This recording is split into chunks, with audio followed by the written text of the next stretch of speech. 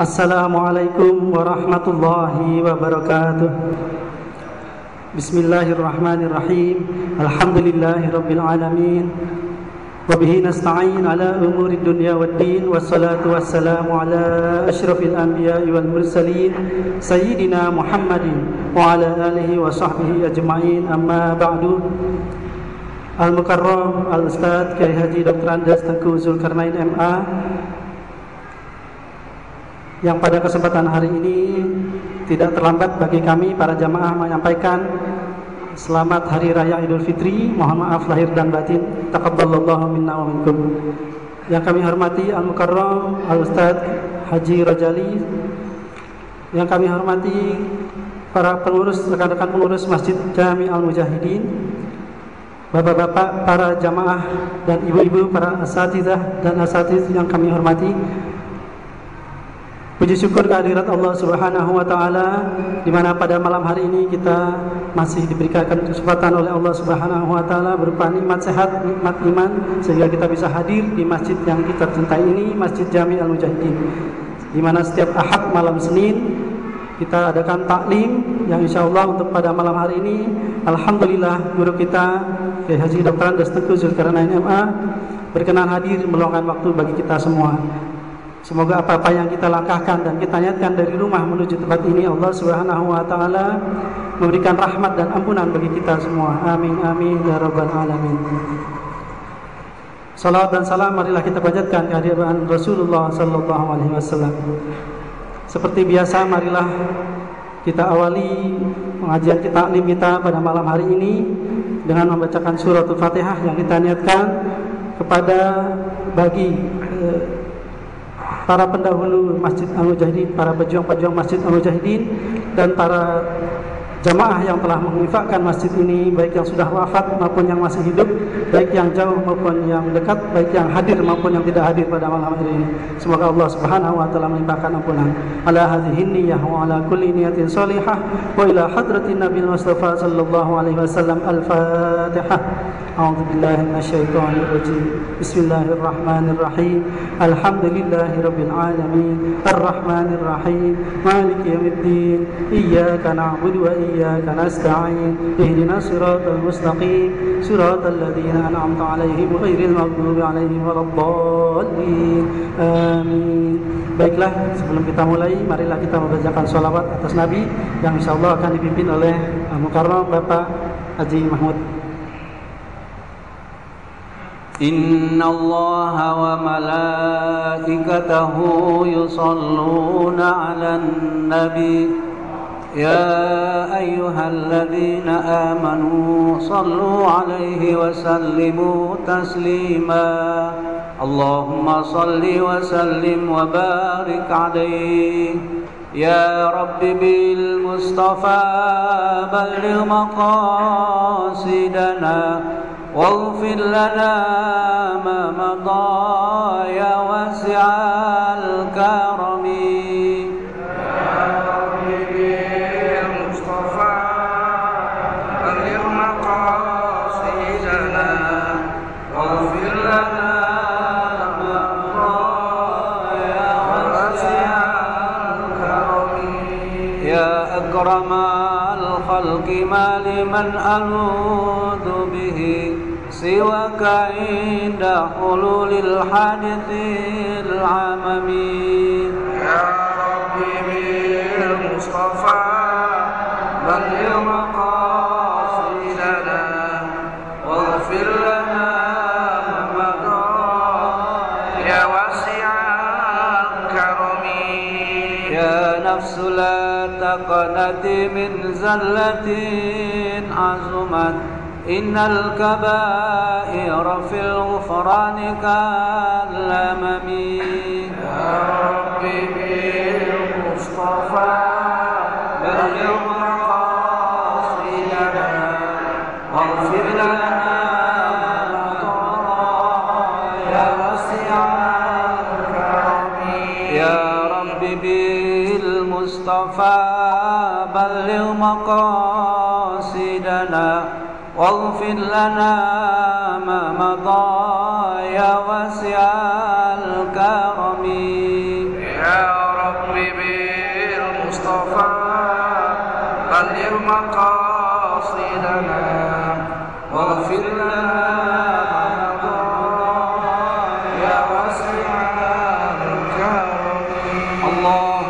صل وسلم وبارك عليه وعلى آله. Terima kasih Bapak Haji Mahmud. Baiklah, kita buka hati kita untuk mendengarkan pelajaran pada hari ini pada Ustaz Al-Mukarram Ustaz Dr. Andes Kiai Haji Tengku Zulkarnain MA fa'alaihi falyatafaddal mashkur. Allahumma salli ala Muhammad. Assalamualaikum warahmatullahi wabarakatuh. Alhamdulillah wassalatu wassalamu ala Rasulillah wa ala alihi wa sahbihi wa mawalah. Asyhadu an la ilaha illallah wahdahu la syarika lah wa asyhadu anna Muhammadan abduhu wa rasuluhu alladzi man la nabiyya ba'dah. Allahumma shalli wa sallim ala hadzal nabiyil karim sayyidina wa maulana Muhammadin wa ala alihi wa sahbihi ajma'in. Amma ba'du, qala Allah ta'ala fi kitabihil karim. A'udzu billahi minasy syaithanir rajim. Bismillahirrahmanirrahim. Qul sadaqallah fattabi'u millata Ibrahim hanifan wa ma kana minal musyrikin. Inna awwala baitin wudi'a lin-nasi lalladzi bi Bakkata mubarakan wa hudan lil alamin. Fihi ayatun bayyinatun maqamu Ibrahim wa man dakhalahu kana amina walillahi 'alan nasi hajjul baiti man istata'a ilaihi sabila wa man kafara fa innallaha ghaniyyun 'anil 'alamin. Qala Rasulullah sallallahu alaihi wasallam, al-hajjul mabrur laisa lahu jazaa'un illal jannah. Rasul bersabda, haji yang mabrur itu tidak ada balasan yang layak diberikan Allah kepadanya kecuali surga Allah Subhanahu wa taala. Mudah-mudahan kita semua dipilih Allah berhaji dan mendapatkan surga Allah Subhanahu wa taala. Shadaqallahul azim wa shadaqa rasuluhun nabiyul karim wa nahnu ala dzalika minasyahidin wasyakirin. Walhamdulillahi rabbil alamin. Orang tua kami yang dimuliakan Allah SWT, para ulama, tuan-tuan guru, bapak-bapak, saudara-saudara, ibu-ibu dan saudara-saudari sekalian yang dimuliakan Allah SWT. Kita syukur sudah masuk bulan Dzulqa'dah. Ini salah satu bulan haram. Bulan haram itu ada 4. Rajab udah lewat. Kemudian 3 lagi berturut-turut. Dzulqa'dah sekarang, habis Dzulqa'dah, Dzulhijjah, habis Dzulhijjah, Muharram. Ini 3 bulan haram, nggak boleh perang. Perang wajib berhenti. Kecuali kita diserang, kita terpaksa membela diri, itu boleh.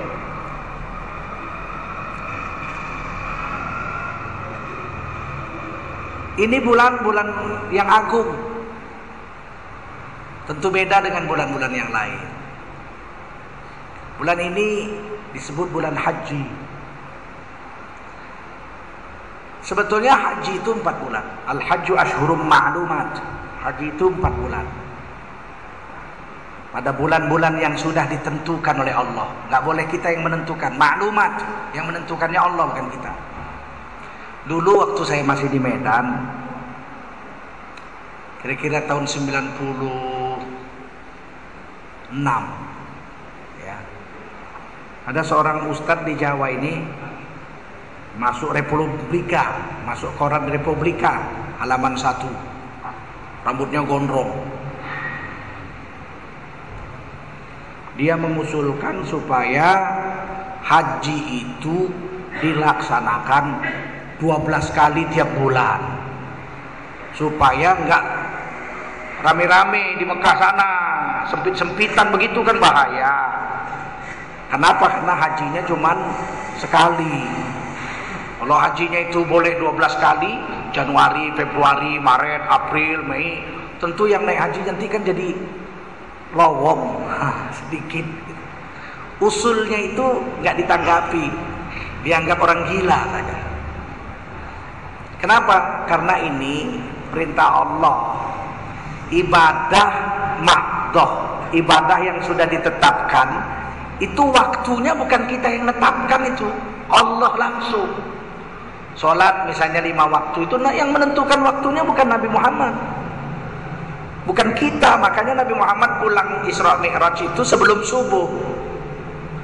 Tapi Nabi Muhammad nggak sholat subuh. Kenapa? Karena belum tahu caranya dan belum tahu waktunya. Zuhur baru malaikat Jibril datang, baru pertama kali Nabi sholat zuhur. Padahal Nabi datang ke dunia ini, turun Isra Mi'raj sebelum subuh. Nabi nggak sholat subuh? Enggak. Kenapa? Nggak tahu waktunya dan nggak tahu caranya. Datang malaikat Jibril baru diajarin. Inna salata kanat 'alal mu'minina kitaban mawquta. Itu sholat 5 waktu, waktunya diwajibkan Allah pada waktu yang Allah tentukan. Bulan Ramadan pun Allah yang tentukan, ayyamam ma'dudat, pada waktu yang Allah tentukan. Yaitu apa? Syahrul Ramadan alladzi unzila fihil Quran, yaitu di bulan Ramadan, bulan yang diturunkan di dalamnya bulan Al-Quran yang suci. Sama juga dengan haji. Al-hajju ashhurum ma'lumat. Haji itu pada bulan-bulan yang tertentu saja. Bulannya apa itu? 4. Syawal, Zulqa'dah, Zulhijjah, dan Muharram. 4 bulan haji. Jadi kalau orang keluar dari rumahnya naik haji, niat dari miqatnya itu di bulan Ramadan, hajinya nggak sah. Jadinya umroh bukan haji. Bulan Ramadan pakaian ihram, dari miqatnya misalnya Yalamlam niat berhaji, nggak sah. Kenapa? Belum waktunya. Umrohnya sah, umroh. Kalau umroh kapan saja. Tapi kalau sudah bulan Syawal, tanggal 1 Syawal, dia pakaian ihram dari Indonesia sampai Yalamlam, dia langsung berlafaz niat, terus ke Mekah, tawaf, sa'i, tahallul, haji umroh tamattu. Untuk haji tamattu dia umroh, terus dia berdiam di Mekah sampai tanggal 8 Zulhijjah, pakai ihram lagi untuk haji, sah hajinya. Kenapa? Udah waktunya. Gitu. Ya, jadi kita sunat cerita haji di bulan haji. Ya, buat Kifayatul Akhirnya tetap saya baca juga sebagian untuk kita pelajari fikih ini. Haji ini ibadah yang tua sekali, sama tuanya dengan sholat.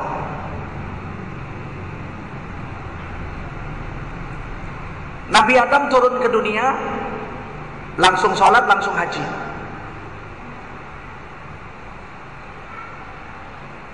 Di dalam hadis-hadis yang sahih banyak sekali riwayat bahwa Nabi Adam itu berhaji. Nabi Adam alaihissalam ketika diturunkan ke dunia jadi khalifah, Ka'bah sudah ada pondasinya. Apanya? Pondasinya. Dindingnya nanti Nabi Adam yang bikin. Belakangan dindingnya dibuat lagi oleh Nabi Ibrahim dan Nabi Ismail. 2000 tahun kata hadis sebelum Nabi Adam turun ke dunia, malaikat sudah bangun pondasi Ka'bah itu, pas di tengah-tengah dunia itu. Titik pusatnya dunia itu titik Ka'bah itulah. Dari mana manusia tahu kalau enggak pakai peralatan yang canggih ngukurnya. Tapi ya waktu itu kan ada peralatan. Nabi Adam terima bersih. Sudah dibuat sama malaikat. Diukur dari mana-mana, Mekah itu pas titik tengah gitu. Makanya disebut Timur Tengah.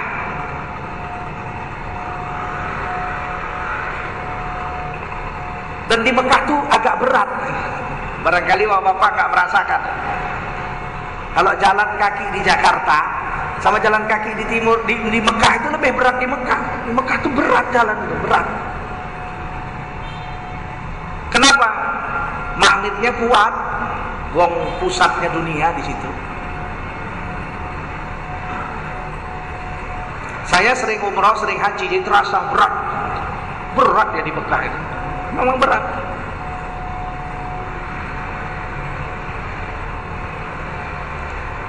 Malaikat-malaikat sholat dan tawaf di Ka'bah itu sebelum Nabi Adam turun ke dunia. Selama 2000 tahun di dunia udah ada binatang, udah ada tumbuh-tumbuhan, udah ada jin. Jin. Di dalam tafsir Jalalain, wahum banul jan. Al-Baqarah ayat 30. Wa idz qala rabbuka lil malaikati inni ja'ilun fil ardi khalifah. Dan ingat olehmu tatkala Allah berfirman kepada para malaikatnya, sesungguhnya aku mau atau aku akan menjadikan seorang manusia menjadi khalifah di dunia sono. Di dunia, bukan di surga. Fil ardi khalifah, bukan fil jannati khalifah, bukan. Qalu, para malaikat menjawab, ataj'alu fiha may yufsidu fiha wa yasfikud dima. Akankah kau jadikan di dunia itu yang membuat kerusakan di atas dunia itu dan menumpahkan darah, bunuh-membunuh sesama mereka di dunia itu? Tuh, kenapa malaikat bilang akankah kau jadikan manusia bunuh-bunuhan, bikin rusak di dunia sana?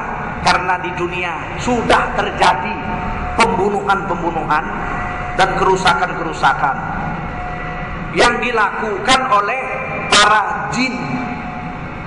Wahum banul jan, kata tafsir Jalalain. Yang bikin rusak itu jin, anak cucunya. Makanya kalau kita cerita wayang kulit, ada perang dahsyat namanya perang Bratayuda.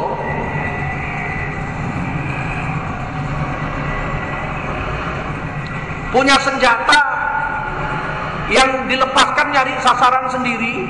Kayak sekarang senjata nuklir lah gitu. Kalau senjatanya kena gunung-gunung hancur, kalau kena danau-danau kering. Oh, mungkin saja itu perangnya para jin sebelum manusia. Jin itu memang sakti-sakti, kuat-kuat, bisa ngangkat gunung. Anoman ngangkat gunung, ya kan? Bisa jadi itu perang jin, wallahu a'lam. Tapi yang jelas malaikat sudah turun ke dunia dan buat Ka'bah itu, sholat dan tawaf. Singkat cerita, Nabi Adam diturunkan ke dunia bil Hindi, menurut tafsir Ibnu Katsir, bil Hindi, diturunkan di India. India itu mulai dari India sampai Indonesia. Indonesia juga dulu namanya India, ya kan? India Belanda. Laut kita pun disebut Laut India, Indian Ocean, Samudra India. Yang bilang Indonesia itu cuma kita. Seluruh dunia bilang Samudra India, karena memang kita termasuk India dulu, benua India. Turun. Bayangkan ya, dari Indonesia jalan kaki sampai ke Mekah sana. Waduh, berat. Ada yang bilang turunnya di gunung Himalaya, Rahun. Rahun itu tanah yang tinggi, yang paling tinggi itu gunung Everest, 8.488 meter. Waduh, itu paling tinggi. Kalau Nabi Adam turun di situ, berat sekali lah penderitaan Nabi Adam turun dari gunung itu. Untung Nabi Adam itu besar, dadanya aja 60 hasta. Dadanya 60 hasta, 60 kali dada kita. Berarti kalau kita dimakan 10 belum kenyang itu. Subhanallah, Nabi Adam jalan terus sampai ketemu istri di Jabal Rahmah, Arafah. Kemudian Nabi Adam tinggal di Mekah, tawaf, berhaji atas perintah Allah. Dan kemudian Nabi Adam sholat menghadap Allah dengan kiblatnya pondasi Ka'bah itu. Kemudian Nabi Adam menambahi dinding-dindingnya. Jadi Nabi Adam lah. Makanya inna awwala baitin wudi'a linnas, yang pertama kali rumah di dunia ini yang dibangun untuk manusia itu adalah Ka'bah. Bi Bakkah mubarakah. Siapa manusia pertama? Nabi Adam. Rumah pertama adalah Ka'bah. Berarti kan setua itu. Masya Allah, subhanallah. Makanya nggak ada nabi yang nggak naik haji. Nabi Adam naik haji, Nabi Idris naik haji, Nabi Nuh naik haji. Semua nabi naik haji. 124.000 nabi dan rasul. Nabi Ibrahim haji, Nabi Ismail haji, Nabi Ishak haji, Nabi Yakub haji, Nabi Musa haji. Makanya ada orang Yahudi di Madinah. Waktu Nabi pindah dari Mekah ke Madinah, ketemu sama orang Yahudi. Loh, ada orang Yahudi di Mekah. Kami udah 2000 tahun lebih tinggal di sini. Ngapain? Dulu ikut Nabi Musa naik haji. Terus Nabi Musa bilang, Nabi akhir zaman nanti akan turun di sini. Di tempat kita berkemah ini airnya jernih, kormanya mantep. Wah, kalau begitu kami nggak usah pulang lah. Ada 2 suku yang tinggal. Kami mau menyambut Nabi akhir zaman itu. Khatamun Nabiyyin, Nabi penutup. Kata Nabi Musa, nggak bakal ketemu ribuan tahun lagi. Biar aja nggak ketemu, kami anak cucu kami ketemu. Maka mereka tinggal situ 2 suku. Makanya seluruh tempat yang subur di Madinah itu dikuasai oleh orang Yahudi. Orang dia duluan ke situ kok. 1000 tahun kemudian baru orang Arab datang ke situ dari Yaman. Suku Aus dan Khazraj itu. Dia adu domba aja sama Yahudi, tiap hari berantem aja. Karena dia duluan sampai di situ. Nabi Isa naik haji. Bahkan nabinya orang India, Guru Nanak, yang pakai serban juga itu. Nah, orang India ada yang pakai serban tuh, Punjab. Nabinya namanya Guru Nanak. Itu pun naik haji juga. Karena diwajibkan oleh Allah SWT.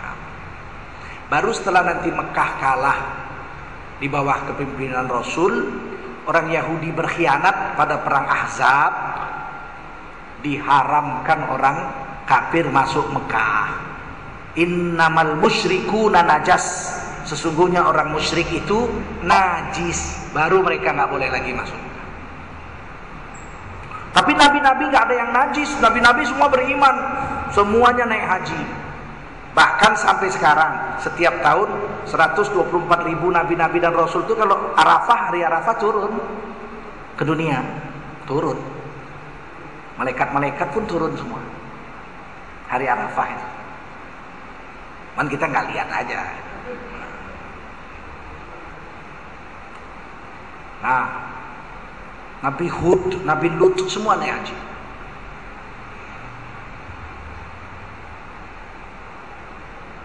Yang memanggil manusia semuanya naik haji itu mulai Nabi Ibrahim.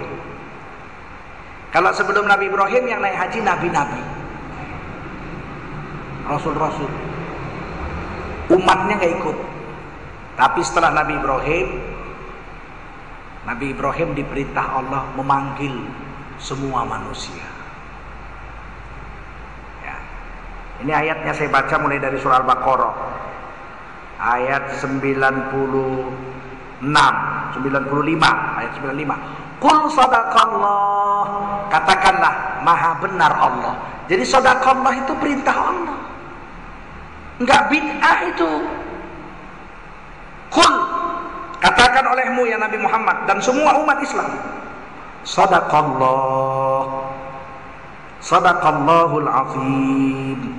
Maha benar Allah yang maha agung. Jadi sadaqallah itu sunnah, disuruh oleh Allah.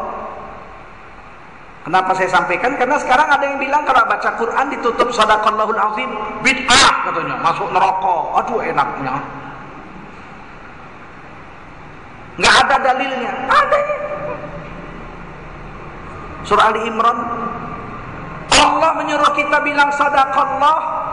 Ada orang yang bilang masuk neraka bilang sadaqallah. Lancang amat ini orang.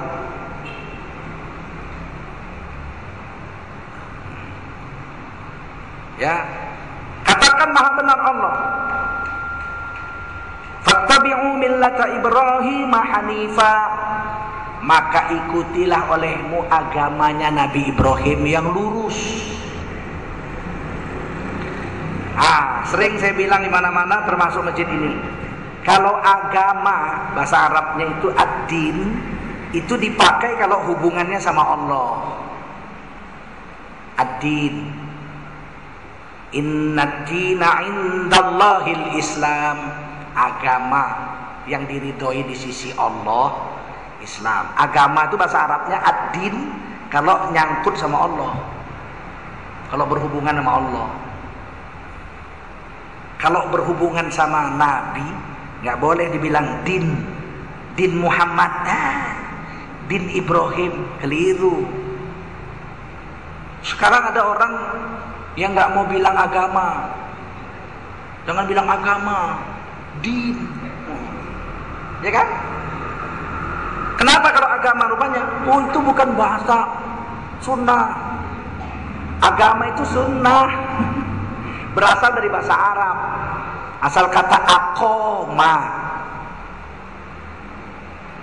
kata qof, itu dalam lughah bahasa Arab biasa dibaca geh. Fi qalbi jadi fi qalbi, maqadir jadi magadir, ya kan? Biasa. Aqoma jadi agama, bahasa Arab itu. Cuman ada yang mengatakan dari bahasa Sanskerta, itu artinya tidak, gama itu artinya kacau, agama artinya tidak kacau. Terserah, tapi itu agama bahasa Indonesia. Bahasa Arabnya bisa din kalau berhubungan sama Allah. Kalau berhubungan sama Nabi berubah nggak din tapi millah. Fattabi'u millata Ibrahim hanifa. Ikutilah agama Nabi Ibrahim. Tapi Allah nggak pakai din, Allah pakai millata Ibrahim, millah. Walan tardo ankal yahudu walan nasara hatta tattabi'a millatahum. Millah, enggak dinahum. Allah nggak bilang dinahum agama mereka, tapi millatahum. Agama kalau kenanya sama Nabi tidak dipakai istilah din, tapi dipakai istilah millah. Agama kalau kenanya sama ulama, maka dipakai istilahnya tidak din, tidak millah, tapi dipakai istilahnya madhab. Asal kata dhahaba, madhab Syafi'i. Artinya apa? Agama yang dipikirkan oleh Imam Syafi'i digali dari Quran dan hadis oleh Imam Syafi'i. Agama semua itu, nggak ada yang nggak agama. Kitab Al-Umtu 7.000 halaman karangan Imam Syafi'i, itu agama semua, nggak ada yang nggak agama. Makanya disebut madhab Syafi'i. Nggak boleh dibilang din Syafi'i atau millah Syafi'i, nggak boleh. Madhab Syafi'i. Waktu itu Quran belum ada ditulis, satu, itu pun cuma untuk khalifah aja. Gubernur-gubernur dapat satu, ulama-ulama hafal semua. Perpustakaan nggak ada. Hadis-hadis semuanya dihafal, belum ditulis. Hadis baru mulai ditulis tahun 100 di zamannya Khalifah Umar bin Abdul Aziz.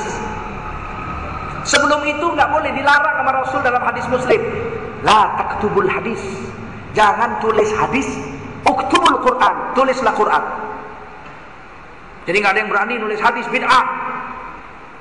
Tapi setelah tahun 100, Umar bin Abdul Aziz radhiyallahu anhu mengumpulkan para ulama. Ini kalau hadis nggak ditulis, penghafal-penghafalnya pada mati, hadisnya hilang. Ditulis. Imam Syafi'i nulis hadis, Imam Maliki tulis hadis, Imam Hanafi tulis hadis. tapi yang ditulis sedikit. Yang dihafal 600.000, yang ditulis sedikit. Imam Hambali hafal 1.000.000 hadis, yang ditulis cuma 30.000. Yang 970.000 lagi nggak sempat ditulis, orangnya udah wafat. Dihafal sama murid-muridnya ke bawah. Imam Hambali itu, Imam Syafi'i itu lebih tua dari Imam Bukhari. Imam Bukhari itu cucu muridnya Imam Syafi'i. Imam Hambali muridnya Imam Syafi'i. Imam Syafi'i muridnya Imam Maliki. Imam Bukhari, Imam Muslim, Ibnu Majah belum lahir. Waktu Imam Syafi'i mengajarkan madhab agama, Quran belum ada di perpustakaan, hadis belum ada, semua dihafal.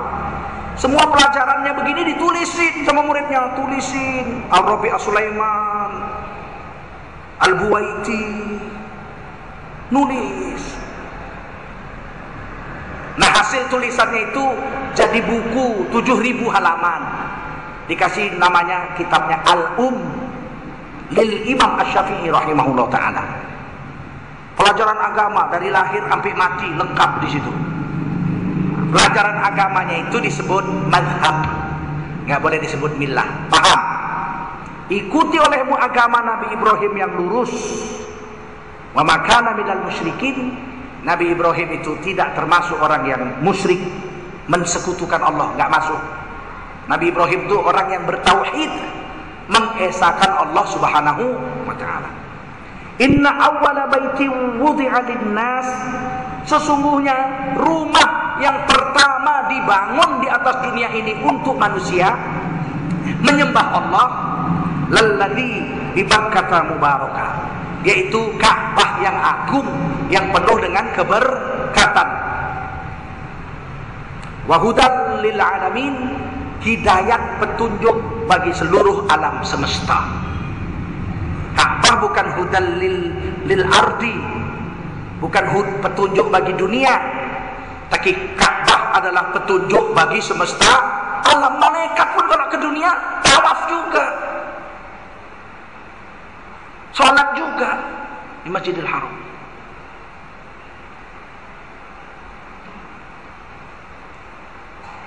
Ada satu hadis saya baca, perumpamaan Ka'bah adalah seperti perumpamaan Arash. Oleh karena itu sholatlah menghadap Ka'bah dan tawaflah keliling Ka'bah. Ada malaikat juga tawaf di Baitul Ma'mur. Malaikat juga di dunia tawaf mengelilingi Ka'bah.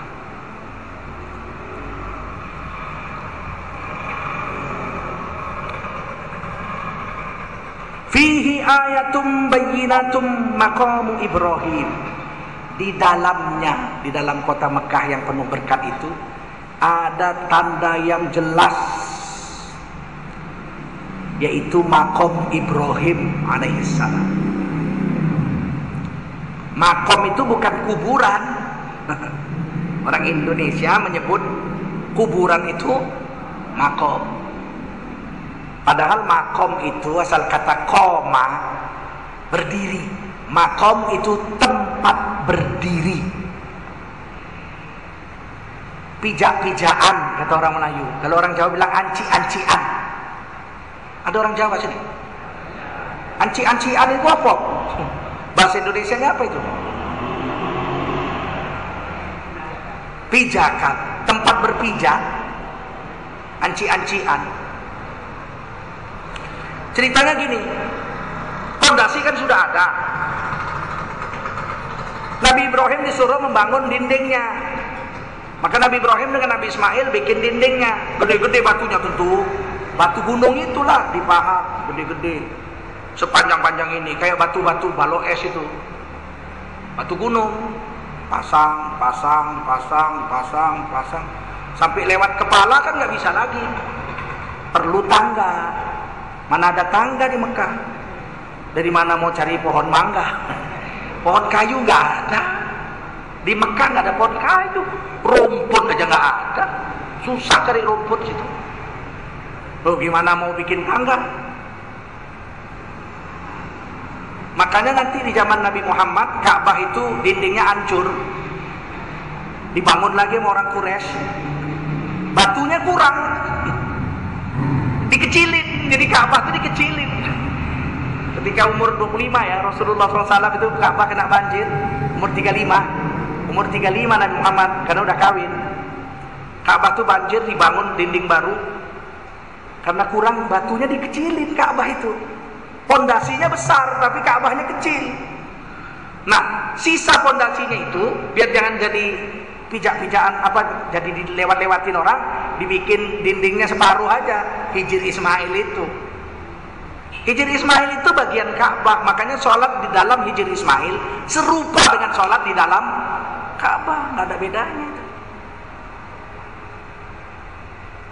Dan kalau tawaf Hijr Ismail itu dipegang begini, tawafnya yang sekali itu batal.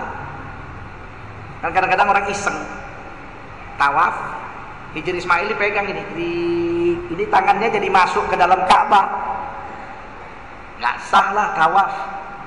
Yang satu putaran itu diulang. Makanya nggak boleh tawaf megang-megang itu. Tawaf ya harus di luar Ka'bah. Paham? Kalau tawafnya masuk ke Hijr Ismail itu kan melengkung gini. Kalau tawaf gini masuk ke Hijr Ismail nggak di luarnya, tawafnya batal, nggak sah. Karena Hijr Ismail juga termasuk bangunan Ka'bah yang asli zaman Nabi Adam alaihissalam. Tapi sampai sekarang ya Ka'bah begitu itu sejak zaman Nabi Muhammad. Waktu itu Nabi Muhammad belum jadi Rasul. Orang umur 35, jadi Rasul umur 40. Begitu ya ceritanya. Nah, Nabi Ibrahim kan perlu tangga, nggak ada tangga, ambil batu, taruh di tanah, diinjek, tambah tinggi lah. Jadi anci-ancian namanya itu, mako.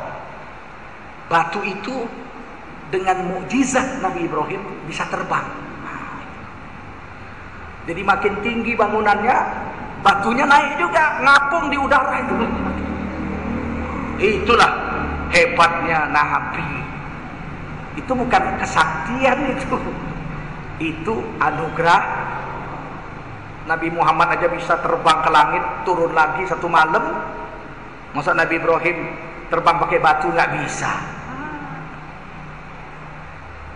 Allah itu fa'al lima yurid, berkuasa melakukan apa saja. Batu itu malu sama Nabi Ibrahim, sehingga dilembutkannya dirinya. Takut kaki Nabi Ibrahim lecet, kayak getuk itu batu, sehingga kaki Nabi Ibrahim masuk ke dalam. Suruh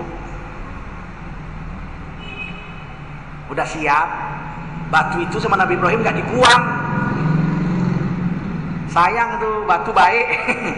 Diletakkan ke dinding Ka'bah, di samping pintunya itu, dilengketin ke dinding. Nah, biar situ aja. Itulah yang disebutkan Allah tadi, ada tanda yang nyata, yaitu bekas pijaan Nabi Ibrahim. Zaman Nabi Muhammad, Umar bin Khattab itu waktu tawaf Fathul Makkah itu, Umar bin Khattab bilang, aduh alangkah bagusnya ya Rasul kalau di makam Ibrahim ini kita sholat. Usul Umar bin Khattab didengar Allah, turun wahyu. Umar bin Khattab tuh usul 3 kali, 3-tiganya diterima Allah. Sekali dia bilang perempuan pakai tutup muka, pakai cadar, diterima. Turun surah Al-Ahzab ayat 59. Perempuan pakai cadar. Haramkan minuman keras. Malu orang Islam kok boleh mabuk, kan mabuk boleh. Turun wahyu surah Al-Maidah ayat 90. Haram minuman keras. Itu usul Umar. Karena sahabat-sahabat itu kan mula-mula khamar itu boleh diminum, cuma lebih banyak jeleknya dari bagusnya, kan gitu, surah Ali Imran. Terus sahabat-sahabat pada yang pemabuk-mabuk. Suatu hari sahabat jadi imam sedang mabuk, nggak siap-siap itu baca Qul ya ayyuhal kafirun itu. La a'budu ma ta'budun wala antum 'abiduna ma a'bud wala ana 'abidum ma 'abadtum wala antum 'abiduna ma a'bud wala ana 'abidum ma 'abadtum wala antum 'abiduna ma a'bud. Sahabat pulang semua ke rumah masing-masing, itu saya baca dalam kitab Ihya Ulumuddin. Ditinggal imamnya sendirian. Loh, kan malu itu. Turun wahyu lagi. Wala taqrabus shalah wa antum sukara. Surah An-Nisa ayat 43. Jangan sholat kalau lagi mabuk. Wah, sahabat-sahabat yang tukang mabuk, mabuknya habis isya. Habis sholat isya mabuk. Tidur subuh udah waras.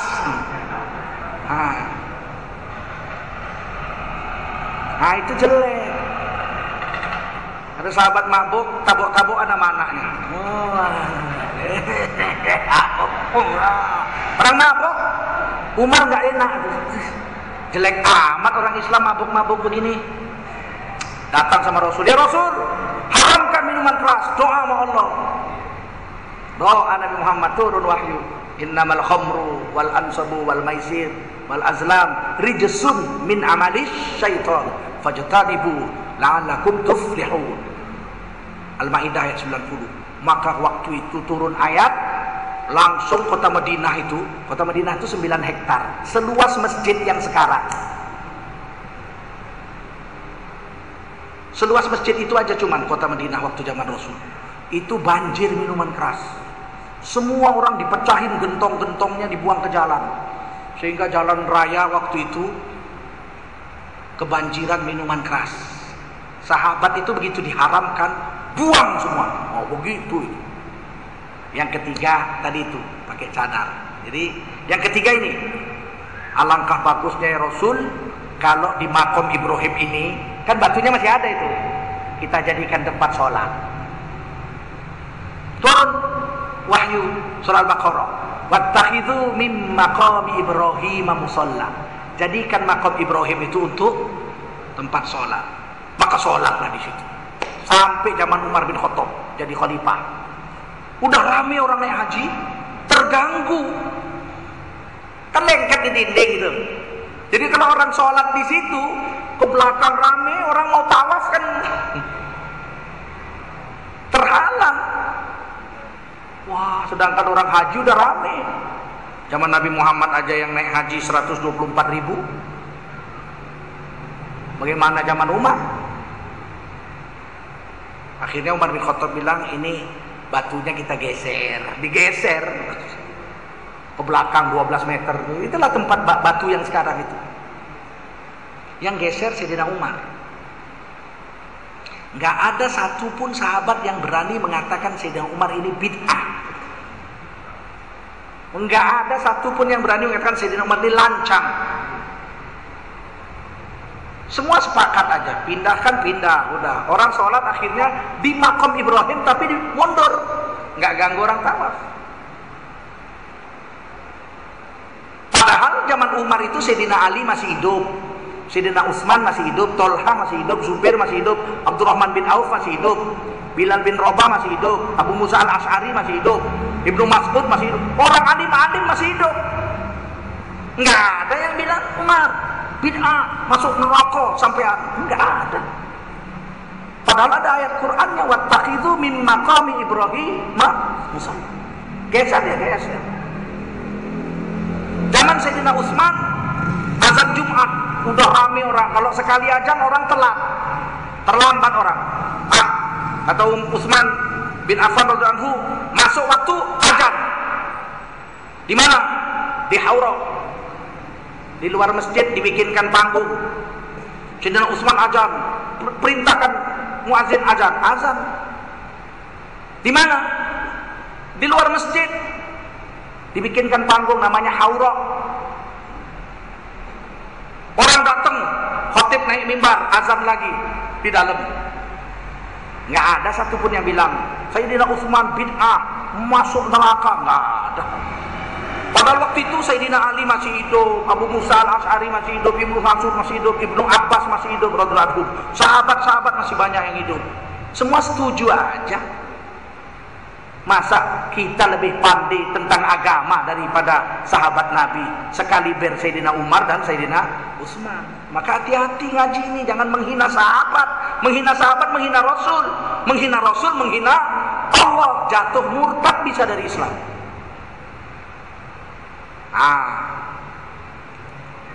Makam Ibrahim itu sekarang dicungkupin pakai cungkup emas sama pemerintah Saudi yang Salafi Wahabi ini. Padahal Rasulullah paling benci sama emas. Dan masih bisa dilihat bekas telapak kakinya.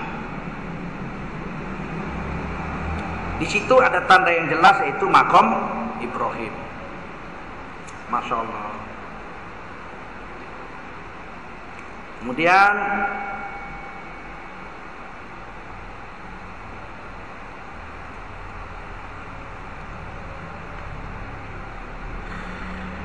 waman dakhalahu kana aminan. Siapa masuk ke Masjidil Haram aman. Badannya aman, hatinya aman. Badannya aman. Kalau ada pencuri dikejar-kejar polisi masuk Masjidil Haram, itu menurut hukum Islam nggak boleh ditangkap. Cuman ditungguin aja, kapan lu keluar, enggak. Lapar kan keluar. Keluar baru tangkap. Gitu sebenarnya hukumnya.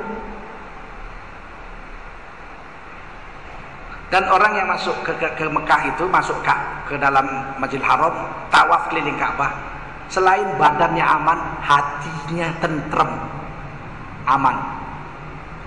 Di dalam kitab Haji, Fadilat Haji, Syekh Maulana Zakaria Al-Kandahlawi menceritakan satu cerita seorang wanita naik haji. Ketika tawaf, wajahnya berseri-seri, kelihatan senang banget. Maka orang-orang yang lihat perempuan ini haji, kan naik haji wajahnya dibuka, nggak boleh pakai cadar, nggak boleh. Sholat juga nggak boleh pakai cadar. Di luar sholat, di luar haji boleh tutup muka. Malah disuruh kalau waktu haji dibuka. Jadi gembira sekali. Maka orang-orang bilang, waduh perempuan, kamu gembira banget, pasti hatimu sedang senang, nggak pernah mengalami kesusahan seperti kami ini. Kata perempuan ini, apaan? Justru saya ini sedang menderita semenderita-menderitanya. Kenapa? Saya punya anak dua laki-laki lagi lucu-lucu. Anak yang satu lagi merangkak-merangkak. 3 anak saya. Satu hari suamiku motong hewan korban, motong kambing. Dilihat sama anakku yang laki-laki 2 orang ini. Maka setelah itu beberapa hari kemudian abangnya bilang sama adeknya, "Dek, ayo main potong-potongan kambing yuk." "Oh ayo, kau jadi kambingnya ya." "Aku jadi tukang potongnya." "Boleh." Ditidurkan, dipotong sama abangnya ini adiknya. Mati. Makanya nggak boleh motong ayam, nggak boleh motong kambing, nggak boleh motong lembu di depan anak-anak. Dulu kita kan hati-hati bener itu motong ayam, sembunyi. Sekarang aja motong ayam dilihatin sama anak-anak kita, nggak boleh itu. Anak-anak singkirin, sebab dia belum berakal. Disembelih adiknya, mati. Abangnya ketakutan, lari. Jumpa serigala, dimakan serigala. Bapaknya lihat anaknya mati, yang kecil, yang besar hilang, dicari. Kecapean, putus jantungnya, mati bapaknya. Kata perempuan ini, akhirnya bapakku, suamiku mati, anakku dua-dua mati. Aku sedih karena suamiku kutunggu gak pulang-pulang. Anakku yang baru belajar merangkak itu kuletakkan, aku nitip-nitip ke jendela kapan suamiku pulang. Rupanya anakku itu merangkak ke dapur, narik tungku, kesiram air panas, mati anakku itu. Hatiku sedih. Dapat kabar adikku yang perempuan, satu-satunya. Adikku itu pun kumat bengeknya karena sedihnya, mati juga, tinggal aku sendiri. Tapi begitu aku sampai di Mekah, tawaf, hatiku gembira karena aku merasa masih ada Allah yang bisa menerima pengaduanku dan melindungi aku. Wa man dakhalahu kana aminan. Siapa masuk ke Mekah itu, apalagi tawaf di Ka'bah, maka jiwa dan raganya akan aman dan tentram. Nah, saya tutup ini dengan walillahi 'alan nasi hajjul baiti man istata'a ilaihi sabila. Dan Allah mewajibkan mewajibkan semua manusia untuk berhaji. Nah, jadi bukan orang beriman aja waktu itu, semua manusia. Jadi Nabi Muhammad didatangi Yahudi, pendeta-pendeta Yahudi. Kata pendeta-pendeta Yahudi, "Ya Muhammad, nahnu muslimun." Wahai Muhammad Rasulullah SAW, kami ini orang Yahudi Islam, kayak kamu juga. Kamu punya Tuhan Allah, Tuhan kami Allah juga. Kamu Nabi kami ada Musa alaihissalam. Kamu punya Al-Quran, kami punya kitab Taurat. Jadi kita sama-sama Islam. Nabi nggak bilang tidak, Nabi nggak bilang iya. Nabi diem, serahkan jawaban sama Allah. Turun jawaban. Walillahi 'alan nasi hajjul baiti man istata'a ilaihi sabila. Dan Allah mewajibkan kamu dan saya dan semua manusia untuk berhaji ke Ka'bah bagi yang ada kemampuan. Jawab Yahudi itu, kalau haji mah agama kami nggak ada di agama kami haji. Bohong. Karena dia tinggal di Madinah, justru pulang naik haji dengan Nabi Musa 2000-an tahun sebelum itu. Bohong. Mereka tahu di dalam Taurat ada haji. Bohong. Dijawab sama Allah, "Wa man kafara," siapa yang kafir terhadap perintah haji, "fa innallaha ghaniyun 'anil 'alamin." Sesungguhnya Allah Maha kaya dibanding seluruh alam ini. Allah nggak perlu makhluk. Nggak mau haji kafir, putus.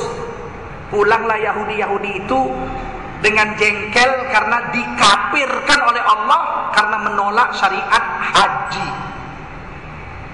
Kata-kata Yahudi itu 1400 tahun kemudian kurang lebih diulangi oleh Profesor Dr. Nurholis Majid.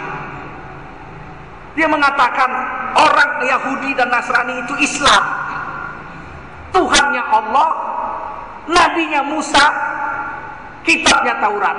Yang Kristen, Tuhannya Allah, nabinya Isa, kitabnya Injil. Mereka adalah orang Islam. Waktu saya baca tulisan Nurholis Majid, saya masih di Medan, saya tersenyum. Apa kata hati saya? Untung Imam Syafi'i sudah nulis kitab Al-Um. Ditulis di dalam kitab bab haji ayat ini. Diceritakan asbabun nuzulnya, bahwa orang Yahudi ngaku Islam, turun ayat ini. Dikafirkan sama Allah orang Yahudi karena nggak mau mengakui perintah haji. Untung ada kitab-kitab kuning begini, nggak sesat kita mengamalkan agama. Mungkin nanti besok-besok ketemu lagi sama orang-orang kayak Nurholis itu yang mengulang-ulangi kata-kata Yahudi untuk bikin kita sesat. Insya Allah kita ngaji terus, datangi para ulama, dengar kitab-kitab ini. Saya bawa kitabnya, ya walaupun saya nggak bacakan satu-satu hari ini karena baru pembukaan kitab haji, tapi saya yakin insya Allah nanti kita akan teruskan pengajian ini sehingga kita bisa paham bagaimana agama ini ditegakkan atas kebenaran oleh para ulama-ulama kita terdahulu. Al-ulama warathatul anbiya. Para ulama adalah pewarisnya para rasul dan para nabi. Demikian dulu, sampai di sini. Ada yang mau nanya?